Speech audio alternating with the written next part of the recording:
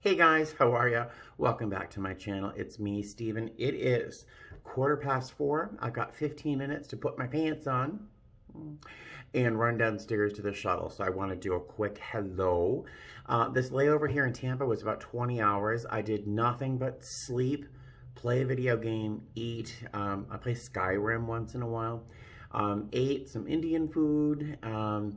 And watch some YouTube. One of my favorite YouTubers is, and what that I watch constantly is Deanne Ford. I love her. She's a flight attendant with another airline that rhymes with Frontier. And she's just so real. She just really honestly is just 100% Deanne. There's nothing else that's 100% her.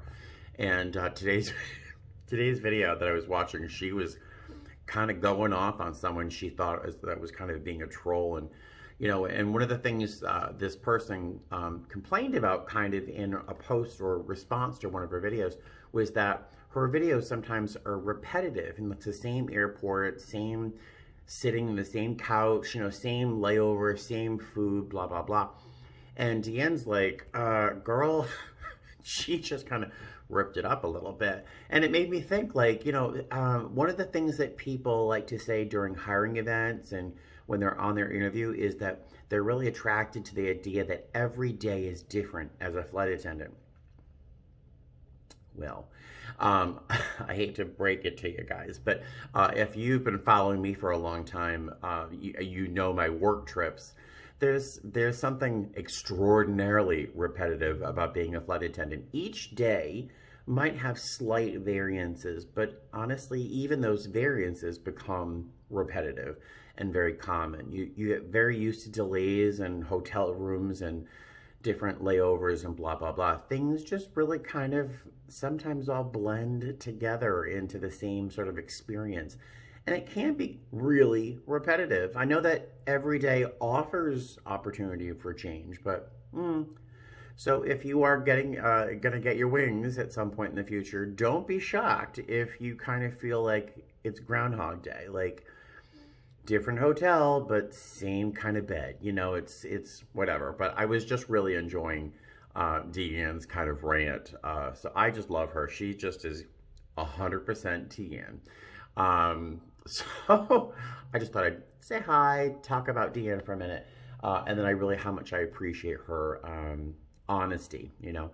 All right, so I gotta put my pants on, and I'm trying to cover my wings because our social media policy allows you to see my uniform, but not my wings or my lanyard, so I'm kind of covering my wings there. All right, so I gotta get my pants on and run downstairs, so I'll talk to you later. Bye. All right, so I made it downstairs to the shuttle in time. Okay, so I made it to the shuttle in time. Remind me to tell you about the dreams I had last night. Very strange.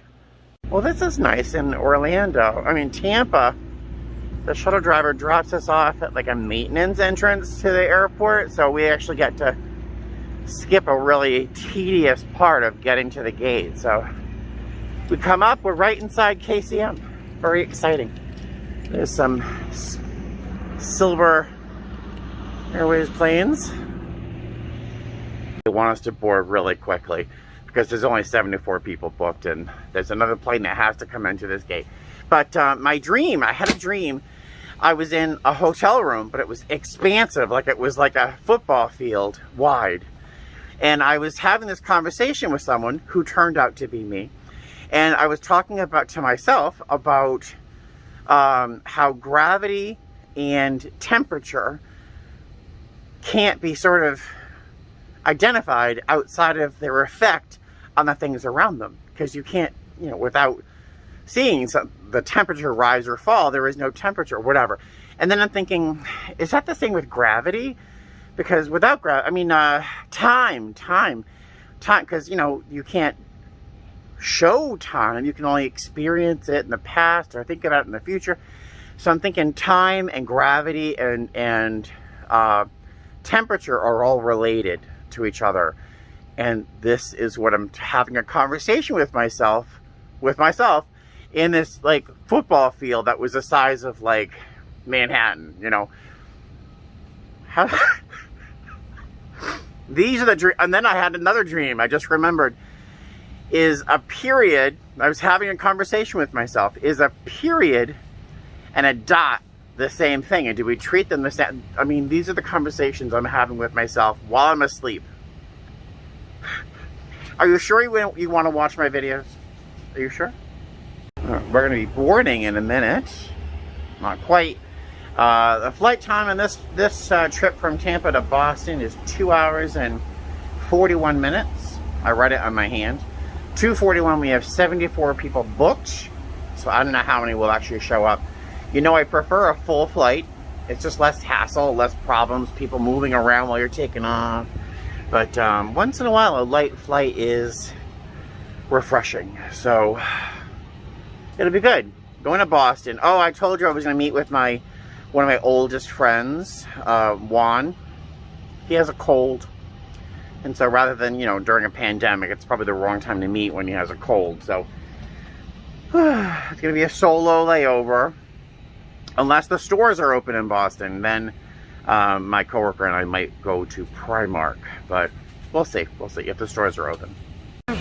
See that? That's Robson. Say hi, Robson. Hi. Very sweet man. But you know what he was about to do?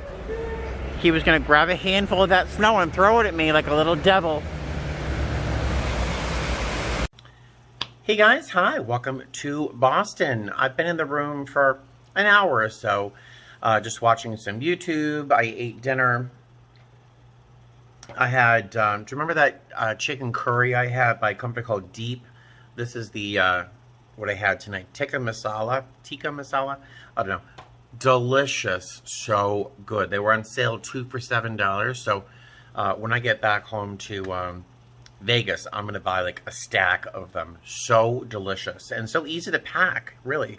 Let's see. Today's flight was super easy. We had maybe 65 people on the plane. We had like 74 booked, but there were maybe 65 on board. One of them was, excuse me, one of them was a UM, an unaccompanied minor. He was 6 years old.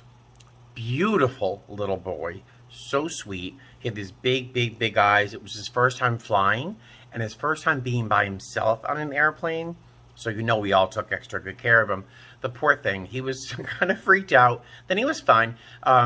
He was sitting in the back of the aircraft where we usually have them. And thankfully there was a mother with like 3 or 4 children who were around the same age sitting right next to him. So it was a little easier, I think, for him. But when we got into the airport, we're piling into the shuttle, and this car pulls up behind us and says, "Hey, do you guys work for XYZ Airlines?"